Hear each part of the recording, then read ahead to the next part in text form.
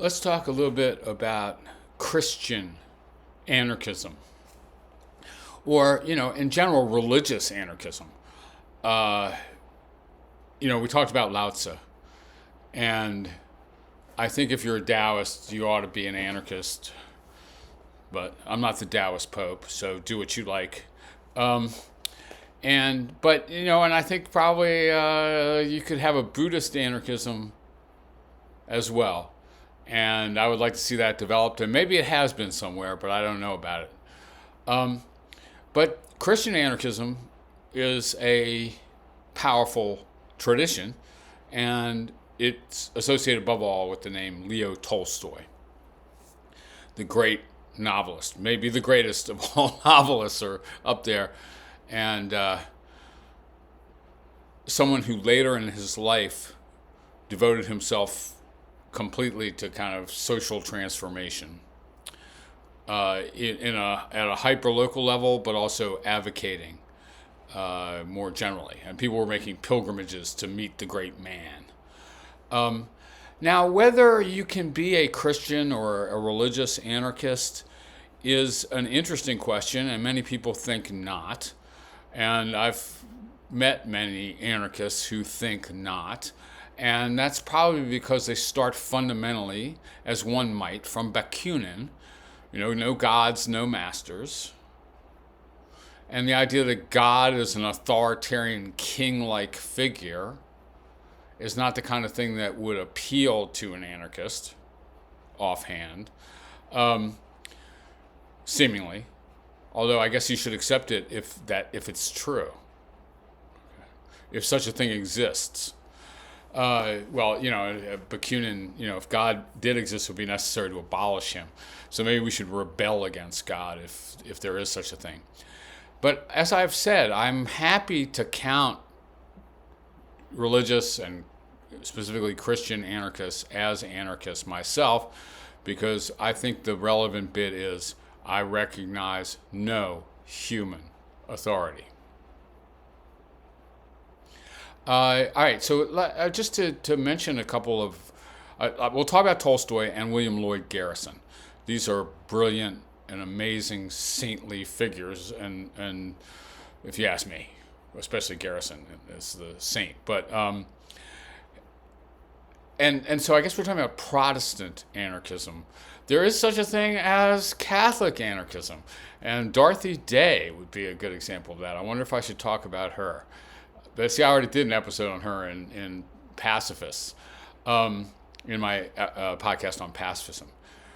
Well, Protestant style, or Tolstoy ain't no Protestant, I don't know, is it Orthodox? I'm not sure what his whole story is, but one thing we might mention, as well as the Sermon on the Mount, beat your swords into plowshares, give away all you have, and stuff, is the figure of Petr Chelčický, Chelčický, or something like this, in the 15th century in Bohemia, or he wrote in Czech. And he advocated very much what Tolstoy advocated hundreds of years later. He condemned the Pope and the Emperor as the opposite of Christianity. He relentlessly emphasized the Sermon on the Mount as the basic teaching. He held to total pacifism, like Chelčický. No one should serve in the army who's a Christian. No one could, or commit an act of violence. He formulated Christian non-resistance of the kind that both Garrison and Tolstoy committed themselves utterly to. So this is an old, view, and it's in a way it's called forth by the New Testament. Like I think if you really read the New Testament, you're going to have to pick out passages that enable government, military, all this stuff, okay? Because the spirit of the document is just the opposite. All right, so, this is what, and I think we've talked about this briefly, antinomianism. The idea like I answer only to God, and I must be free to answer the call of God when it occurs. I must be free of human authority. So this kind of antinomian view, let's look a little bit at just a few passages from Tolstoy's The Kingdom of God is Within You, which is a anarchist classic. I got to say, like, lots of anarchists did admire Tolstoy, although lots of anarchists would not have appreciated his religious background. But Emma Goldman, for example, talks about him incessantly as an ally and as a beautiful soul, right? Although she's an atheist for sure. So this is chapter 10 of The Kingdom of God is Within You, this amazing classic book, really. Christianity, in its true sense, puts an end to government. Christianity, in its true sense, puts an end to government. So it was understood at its very commencement. It was happened in the context of the Roman Empire. It was for that cause that Christ was crucified. The anarchist cause. Was it? Okay. So it has always been understood by people who were not under the necessity of justifying a Christian government.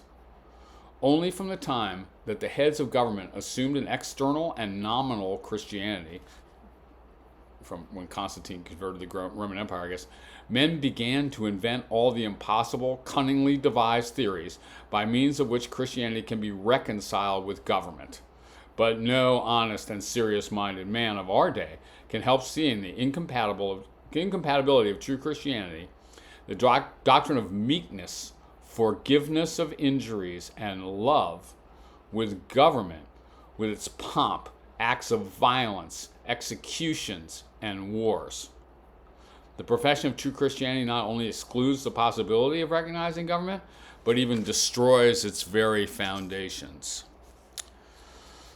If the power of government is suppressed, the more wicked will oppress the less wicked, say the champions of state authority. But when the Egyptians conquered the Jews, the Romans conquered the Greeks, or the barbarians conquered the Romans, is it possible that the conquerors were always better than those they conquered?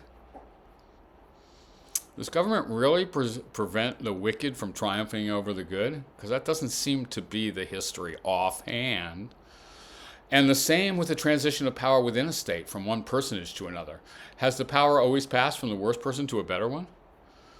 When Louis XVI was removed and Robespierre came to power, and afterwards Napoleon, who ruled then? A better man or worse? So does government prevent wickedness, or does it embody wickedness? And when were better men in power? When the Versailles Party, or when the Commune was in power? When Charles I was ruler, or when Cromwell, etc.? Okay, like, things don't get better, and government is not a cure for human wickedness. Let's look at the history, even superficially, all right? Because if we look deeply, you'd see this is obviously the case. But ruling means using force. And using force means doing to him, to whom force is used, what he does not like, and what he who uses the force would certainly not like done to himself. Straight up, government is obviously, totally, completely incompatible with the golden rule. That's all you need, I'd say, to show that Christianity entails anarchism. Certainly pacifism entails anarchism, and we should talk about that. Right? If Martin Luther King was not an anarchist, then his pacifism was not consistent, because government rests on violence. Consequently, ruling means doing to others what we would not that they should do unto us. That is, doing wrong. To submit means to prefer suffering to using force, and to prefer suffering to using force means to be good, at least less wicked than those who do to others what they would not like themselves. This is a very simple and straightforward interpretation of Christianity that Tolstoy endorses. And therefore, in all probability, not the better, but the worse have always ruled and are ruling now, because they're people who want power. I've argued this elaborately in a series of papers and shit. There was a paper of mine in a book called Extreme Philosophy that argues this, that the rulers are liable to be, on average, worse than the population as a whole. There are very good reasons to think that. There may be bad men among those who are ruled, but it cannot be that those who are better have generally ruled those who are worse. This is just an absurd view of government, that the better rule the worse and it prevents wickedness. It might be possible to suppose this with the inexact heathen definition of good, but with the Christian definition of good and evil, it is impossible to imagine it, that government is good or defensible. All right, so that's pretty clear. When Tolstoy started to think this way, interpreting Christianity as endorsing total pacifism and realizing that pacifism, because government rests on violence, entails anarchism, he had to find out about the history of this view. And he started corresponding with Americans and British Quakers and stuff like this. And so he had to start uncovering the history of Quakerism, which was not familiar to him. He talks about it like as a pretty foreign concept or denomination. He tried to assemble the history. And one key thing that he did was correspond with the American pacifist Aidan Ballou. All right, I talked about this in the Pacifist podcast. And he came across the writings of William Lloyd Garrison, who was a Christian, non-resistant leader and a Christian anarchist in the early 19th century U.S. And the leader of the radical abolitionist movement. And I must say that William Lloyd Garrison is one of the most beautiful souls that ever lived, a true anti-racist, a true advocate of justice, and a true opponent of war, violence, and human government. Tolstoy, quotes almost in its entirety right at the outset, like the first few pages of The Kingdom of God is Within You, quotes as the fundamental source William Lloyd Garrison's Declaration of Sentiments adopted by the Peace Society in 1838 in Boston. We, the undersigned, regard it as due to ourselves, to the cause which we love, to the country in which we live, to publish a declaration expressive of the purposes we aim to accomplish and the measures we shall adopt to carry forward the work of peaceful, universal reformation. We do not acknowledge allegiance to any human government. We recognize but one king and lawgiver, one judge and ruler of mankind. Our country is the world, cosmopolitanism of anarchism, really. Our countrymen are all mankind, or of Christianity. We love the land of our nativity only as we love all other lands. The interests and rights of American citizens are not dearer to us than those of the whole human race. Hence, we can allow no appeal to patriotism, to revenge any national insult or injury. The dogma that all the governments of the world are approvingly ordained by God and that the powers that be in the United States, in Russia, and Turkey are in accordance with his will is no less absurd than impious. It makes the impartial author of our existence unequal and tyrannical. It cannot be affirmed that the powers that be of any nation are actuated by the Spirit or guided by the example of Christ in the treatment of enemies. Therefore, they cannot be agreeable to the will of God, and therefore their overthrow by a spiritual regeneration of their subjects is inevitable. We regard as unchristian and unlawful not only all wars, whether offensive or defensive, but all preparations for war. Every naval ship, every arsenal, every fortification we regard as unchristian and unlawful.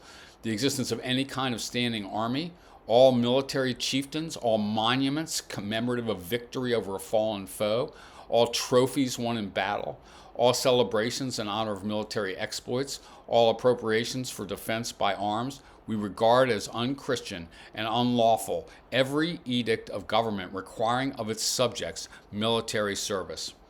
Hence we deem it unlawful to bear arms, and we cannot hold any office which imposes on its incumbent the obligation to compel men to do right on pain of imprisonment or death.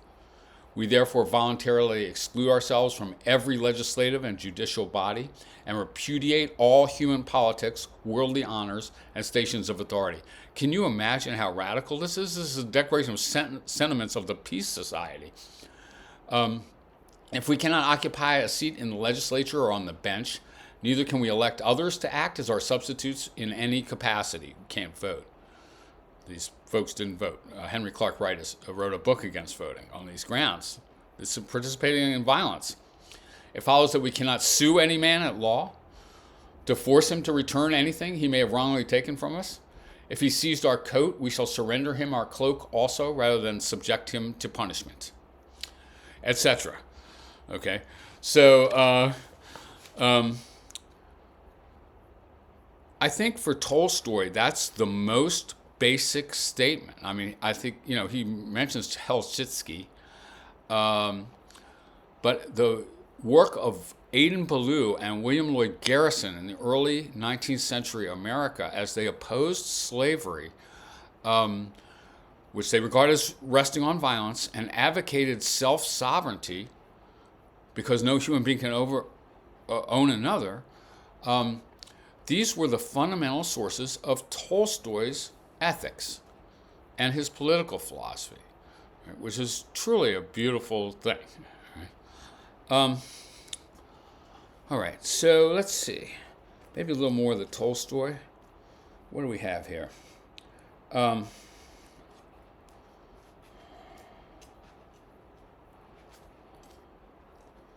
right, to just get a sense of the, like I say, antinomianism of this, which is supposed to be a Christian heresy.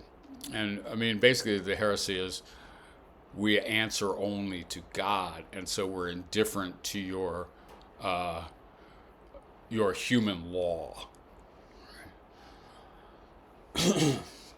That's the view of Ann Hutchison, say, in the United States. It's the view of William Lloyd Garrison. And it's the view of Soren Kierkegaard, I think, or other radical Protestants, but it's definitely the view of Leo Tolstoy. I guess Tolstoy's not a radical Protestant. Does he come from an Orthodox background? I should figure all that out. The Christian, he says, this is chapter 9 of The Kingdom of God is Within You. The Christian is independent of every human authority by the fact that he regards the divine law of love, that is independent of every human authority, because by the fact that he regards the divine law of love implanted on the soul of every man and brought before his consciousness by Christ as the sole guide of his life and other men's also. The Christian may be subjected to external violence. He may be deprived of bodily freedom. He may be in bondage to his passions. He who commits sin is the slave of sin. But he cannot be in bondage in the sense of being forced by any danger or by any threat of external harm to perform an act which is against his conscience. This is very much the position of Thoreau, too, who had a secularized vision of this. And now he's taken this quite radical view that you can't force me to do anything. Right? No Christian, I'm happy, he says, to die rather than do what you are attempting to force me to do. You completely illegitimate, unchristian fuck, you czar, you president, you prime minister, you policeman.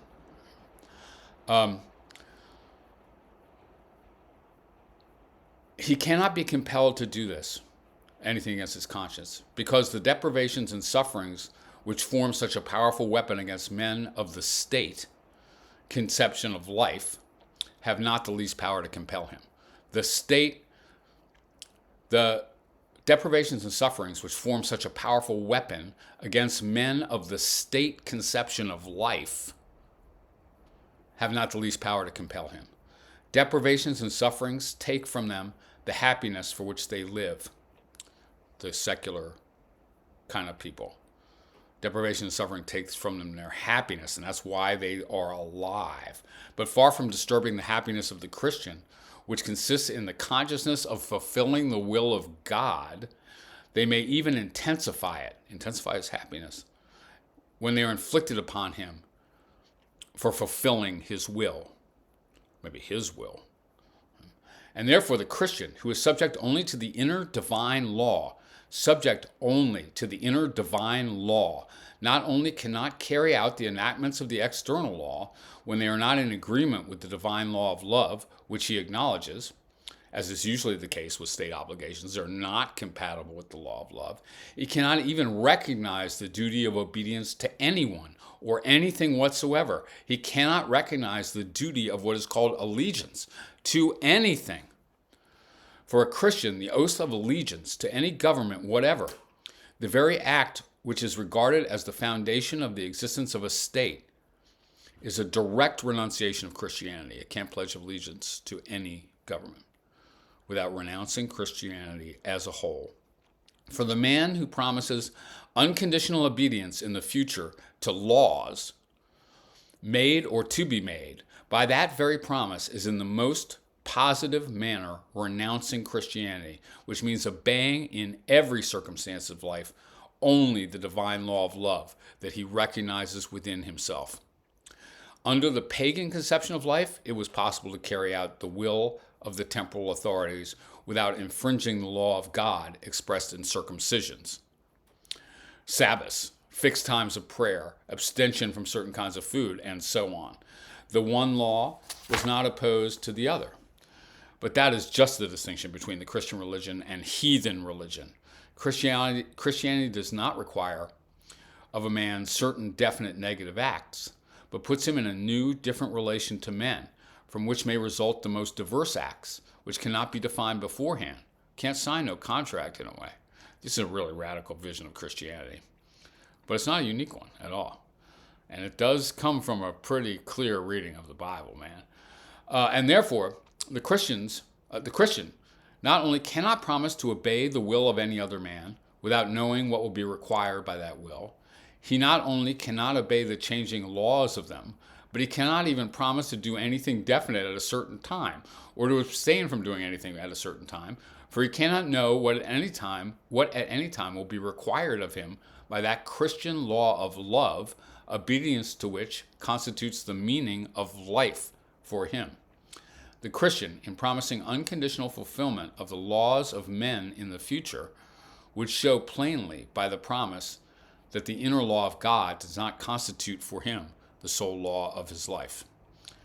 So he's talking about social contract theory here, among other things. Like promising unconditional fulfillment of the laws, that's totally incompatible with Christianity. The Christian is independent of human authority because he acknowledges God's authority alone. That's pretty simple, man. Revealed by Christ. He recognizes in himself, as expressed in his own conscience, and he voluntarily obeys it. I think it's obvious from Chelčický, from Tolstoy, from William Lloyd Garrison, that government is incompatible with Christianity. I'm sorry, J.D. Vance. All right, I'm sorry, you Christian oppressors. I'm sorry, you crusaders and shit who are killing for Christ, you know. I guess I just find this to be the only plausible interpretation of the New Testament, though I admit there are passages that make the other way, and especially in Paul and stuff like that. All right, like obey the authorities. Just the opposite of Tolstoy and stuff. And also, again, I want to emphasize that I think you can be a Christian or a religious anarchist even if you thought that God was the king of the universe, and Tolstoy does think something like that, I think, if you recognize no human authority, especially to this incredibly radical extent, you're good enough anti-authoritarian for me. And then I do want to emphasize, and I think everyone needs to get this on board, pacifism entails anarchism. If you renounce violence, you renounce government, so go right ahead. If you endorse government, you endorse violence. Don't you, liberals? Don't you, socialists? Don't you, J.D. Vance or whatever. If you endorse government, you endorse violence. So, I mean, go ahead. But if you don't endorse violence, then come on over to the anarchist side, like to everything else, every other way of arranging our lives except by pervasive coercion. Because that one, pervasive coercion, is not permitted by your religion if you're a Christian. All right, now, okay, so what comes next? I think I might do an episode talking about why the 20th century was not a good century for anarchist philosophy and theory. And then I'm going to go on. I think there's a few names that I might pluck out from the 20th century, like Rudolf Rocker, but I think basically I'm just going to go on to James C. Scott and David Graeber, and we're going to finish up pretty quick.